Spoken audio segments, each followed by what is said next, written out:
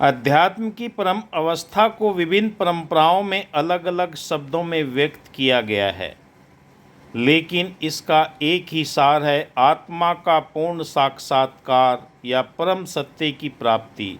यह अवस्था व्यक्ति के भीतरी गहन आत्मज्ञान, शांति और ईश्वर के साथ एकत्व का भाव उत्पन्न करती है, और यह कुंडलिनी जागरण के द्वारा संभव है। क्योंकि जो आप ध्यान की गहरी अवस्था में मंत्र जाप सुमरन करते हैं, तो आपके जीवन के अंदर ये ब्रह्मांड की सुषुप्त अवस्था में सोई हुई शक्तियाँ आपके चक्रों के द्वारा जागृत होती है। मैं रेकी ग्रैंड मास्टर विकास बिहानिया आज आपको इस वीडियो के माध्यम से जानकारी दूंगा कुंडलिनी जागरण परम साक्षात्कार की अवस्था को प्राप्त करना है। मोक्ष की प्राप्ति के लिए मनुष्य जीवन का अंतिम और प्रथम लक्ष्य मोक्ष की प्राप्ति है। अंतिम अवस्था है जिसे आत्मा संसार के बंधनों से मुक्त होकर परमात्मा में विलीन हो जाती है। ये जीते जी संभव है। मरने के बाद किसी ने कोई किसी को चिट्ठी नहीं भेजी कि मैं मुक्ति प्राप्त कर चुका हूँ, निर्माण की अवस्था प्राप्त कर चुका हूँ। क्योंकि हमारे शरीर के अंदर 7 चक्र हैं: मूलाधार, स्वादिष्ठान, मणिपुर, अनहद, विशुद्धि, आज्ञा और साहस चक्र। इन 7 चक्रों के माध्यम से ही आप ब्रह्मांड की अलौकिक शक्ति के रहस्य को जान सकते हैं। अध्यात्म की ये परम अवस्था है। इसको प्राप्त करने के लिए निरंतर अभ्यास की आवश्यकता होती है। कोई इसका शॉर्टकट नहीं है। किसी भी धर्म ग्रंथों के अंदर, चाहे आप किसी भी संप्रदाय मज़हब में रहते हैं, अगर आपको अध्यात्म के रास्ते पर चलना है तो अपने आप स्वयं मरना होगा। मरना मरना सब कहे, मरनी न जाने कोई, ऐसी मरनी मर चलो, बहुरी न मरनी होए। परमात्मा के समक्ष जब सरेंडर कर देते हैं, आत्मसमर्पण कर देते हैं, तो परमात्मा स्वयं हमारी अंतर चेतना को जागृत करके शरीर के अंदर मौजूद मूलाधार चक्र में स्थित ईडा पिंगला सुषुम्ना नाड़ी के माध्यम से ये ऊर्जा शरीर के अंदर प्रवाहित होना शुरू हो जाती है। और जब एक एक चक्र का शुद्धिकरण होता है तो हमारे जीवन के अंदर ये परम आत्म तत्व का साक्षात्कार, जन्म मरण के चक्र से मुक्ति की अवस्था प्राप्त हो जाती है। बौद्ध और जैन धर्म में निर्माण का अर्थ अहंकार और इच्छाओं का पूर्ण अंत माना गया है। यह अवस्था व्यक्ति सभी दुख बंधनों से परे ले जाती है, जहाँ केवल शुद्ध आनंद और शांति बचती है। यही अवस्था आपको जीवन के अंदर प्राप्त करने के लिए निरंतर अभ्यास की ज़रूरत है। निश्चित स्थान पर, निश्चित समय पर अगर आप परम पिता परमात्मा के लिए समय निकालते हैं, 24 घंटे में से कितना समय निकाल सकते हैं, वो आपकी अंतर चेतना आपको स्वयं मार्गदर्शन करती है और आपके जीवन के अंदर बदलाव आने शुरू हो जाते हैं। शरीर में झटके लगना और इस ऊर्जा का एहसास शरीर की हड्डी पर आपको कराना, क्योंकि परम तत्व की प्राप्ति के लिए आपके जीवन के अंदर कई चरणों से, कई सीढ़ियों से आपको गुजरना होगा। तब आप इस परम सत्य तक पहुंच सकते हैं। आपके जीवन के अंदर ये परम सत्य जब आ जाता है तो आपके मन के अंदर कई तरह की अवस्थाएं से गुजरकर आप इस ब्रह्मांड की अलौकिक शक्ति के रहस्य को जान सकते हैं। हमारे शरीर के अंदर 5 तत्व हैं: क्षति, जल, पावक, गगन, समीरा। छठी इसके अंदर आत्मा है जो परम तत्व के लिए हमेशा व्याकुल रहती है। इसलिए इंसान हर जगह नमस्कार करता है, पेड़ को नमस्कार करता है, कोई तो मेरी इस आत्मा के निज घर की जानकारी दे। और जब आप इस मार्ग में निकल जाते हैं कि आपका लक्ष्य क्या है, मोक्ष की प्राप्ति, मनुष्य का अंतिम प्रथम लक्ष्य परमात्मा का बोध है। जब तक आपने लक्ष्य नहीं बनाया, फोकस नहीं किया, मृत्युंजय पर तीर चढ़ाने के बाद में जब आपका लक्ष्य बन जाता है कि मुझे आवागमन से मुक्ति चाहिए। संसार में माँ के गर्भ में बार बार जन्म लेकर चिता पर लेटकर जाने से मुक्ति चाहिए। ये जीते जी आप अपने लक्ष्य को विजय में बदल सकते हैं। और ये विक्ट्री आपको तभी मिलती है तब आप अपने आप से पूछें, मैं कौन हूँ, कहाँ से आया हूँ, कहाँ मुझे जाना है। और आपको समर्पण भाव से अपने आप को दास्य भाव बनकर, यह भक्ति का एक भाव है जिसमें भक्त खुद को भगवान का सेवक मानता है। समर्पण भाव से श्रद्धा और विश्वास के साथ में उसकी सेवा करते हुए उदाहरण भी दिया जाता है। जैसे भगवान राम के समय में हनुमान जी ने दास्य भाव अपनाकर इस रहस्य को सभी के लिए प्रकट किया कि जैसा प्रभु तू चाहता है तेरे अनुसार मेरा जीवन जिए। तो ऐसे ही जब आप दास्य भाव बन के समर्पण और श्रद्धा विश्वास के साथ में स्वयं परमात्मा की सृष्टि को जानकर और सृष्टि के रचनाहार को जानकर अपने जीवन को समर्पण करते हैं, अपने आप स्वतः ही सारे कार्य होते हुए चले जाते हैं। और आपके जीवन के अंदर जब ये बदलाव आता है दास्य भाव का, तो आप अपने आप को अहंकार से मुक्त पाते हैं कि मैं कुछ नहीं हूँ, सब कुछ करण करावण हार, तू सब कुछ तेरे पास।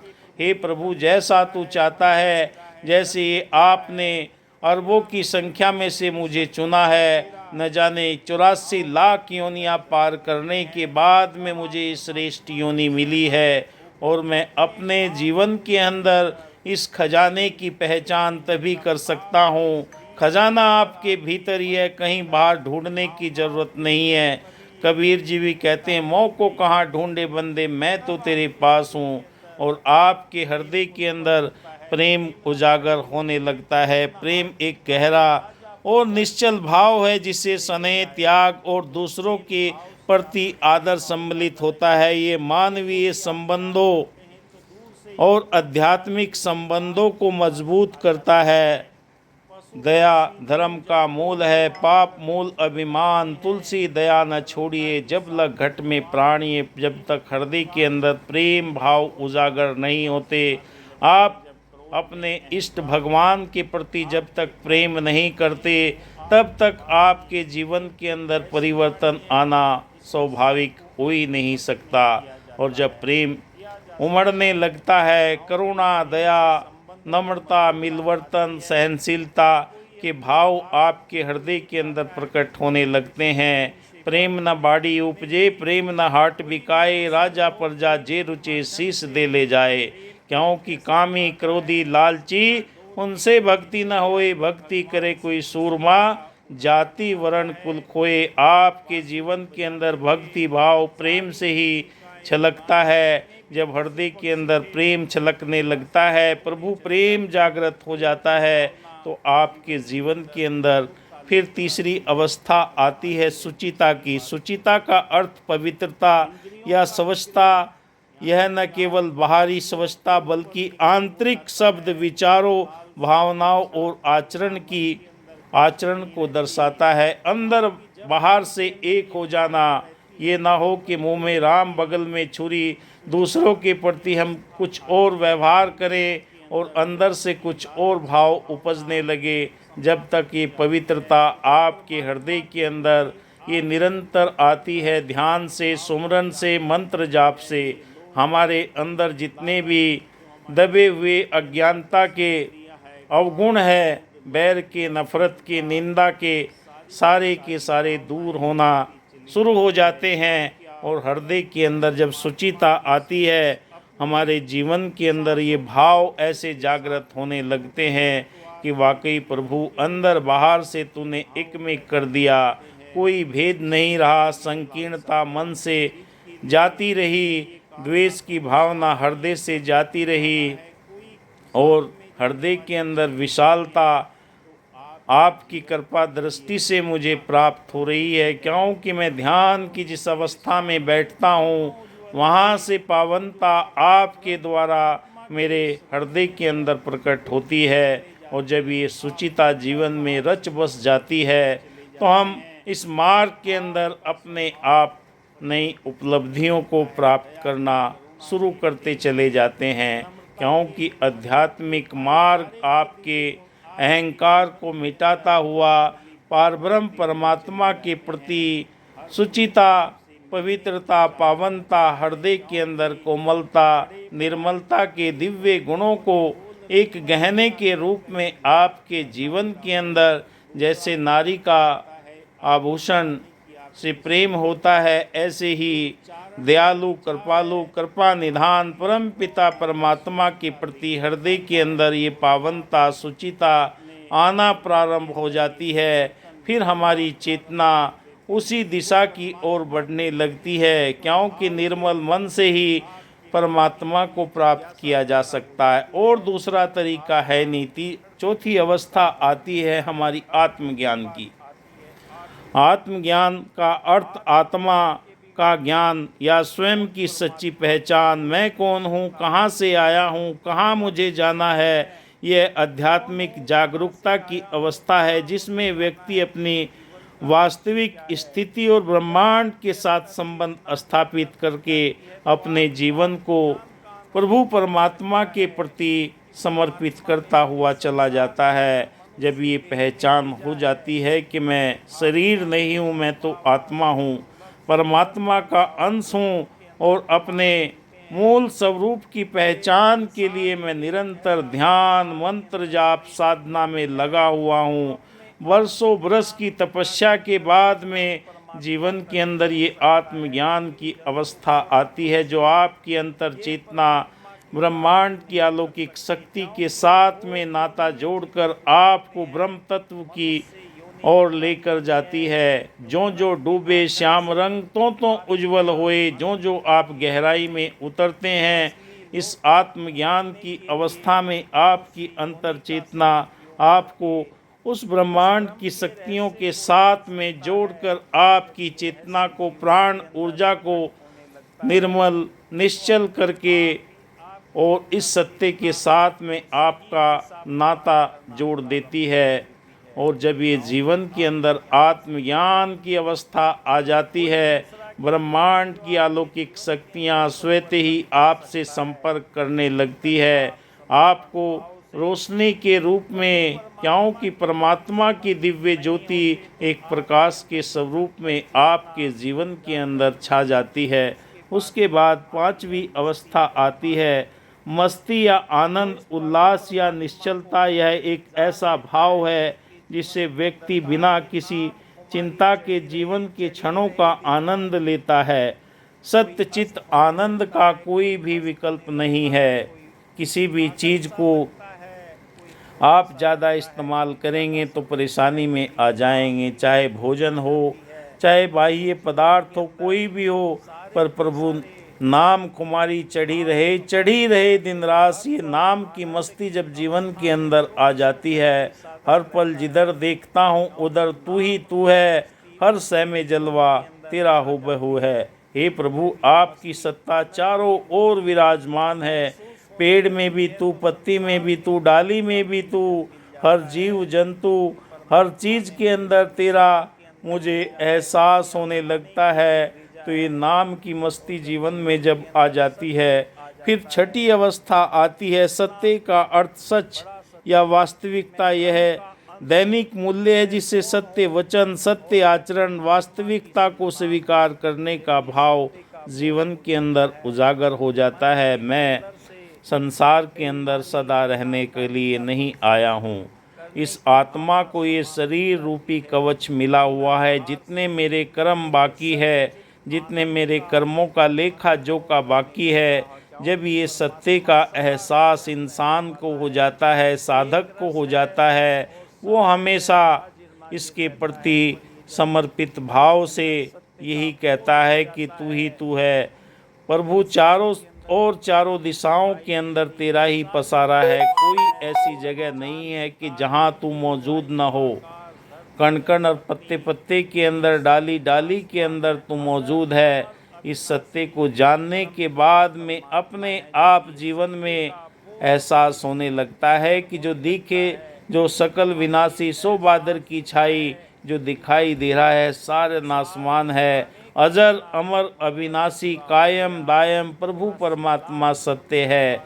जो आपने मुझे ये सत्य का बोध कराकर मेरे अज्ञानता के आवरण को हटाकर जीवन के अंदर परमात्मा के साक्षात्कार का एहसास करा दिया, क्योंकि ये परम अवस्था है हमारे जीवन के अंदर। ये मूलाधार चक्र से सहस्त्रार तक जब ऊर्जा पहुंचती है, प्रभु के साक्षात्कार तक की अवस्था है।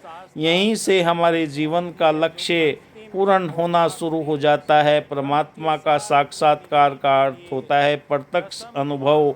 आध्यात्मिक संदर्भों में यह ईश्वर के दर्शन या आत्म तत्व का अनुभव करने की अवस्था है।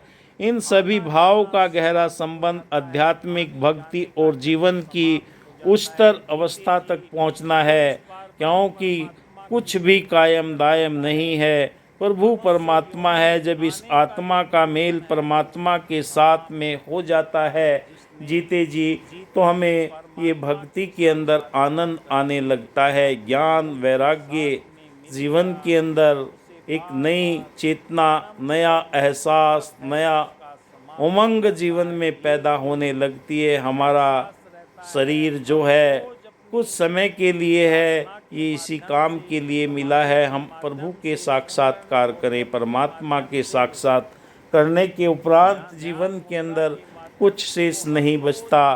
कहा कि ब्रह्म ज्ञान पायो नहीं, कर्म दिए चटकाए, तुलसी ऐसी आत्मा सहज नरक में जाए। फिर तुलसीदास जी ने लिख दिया कि ब्रह्म ज्ञान को पाकर ब्रह्म सभी मिट जाए, तुलसी ऐसी आत्मा सहज मुक्त हो जाए। मुक्ति का दाता हमें जीवन के अंदर ये परमात्मा की प्राप्ति के बाद ये एहसास होता है। हमारे सातों चक्रों के अंदर जब ये ऊर्जा का संचार निरंतर होता है, ध्यान की और मंत्र जाप सुमरन की गहरी अवस्था प्राप्त करने के बाद रोम रोम के अंदर इस प्रभु का एहसास बसा रहता है, तो हम अपने आप को इस प्रभु के साथ में जुड़ा हुआ पाते हैं। यही हमारे जीवन का लक्ष्य है। जब जीवन का लक्ष्य मिल जाता है तो संसार में आवागमन समाप्त हो जाता है। आप देख रहे हैं मेरा यूट्यूब चैनल विकास बिहानिया। लाइक कीजिए, शेयर कीजिए। धन्यवाद। जय हिंद।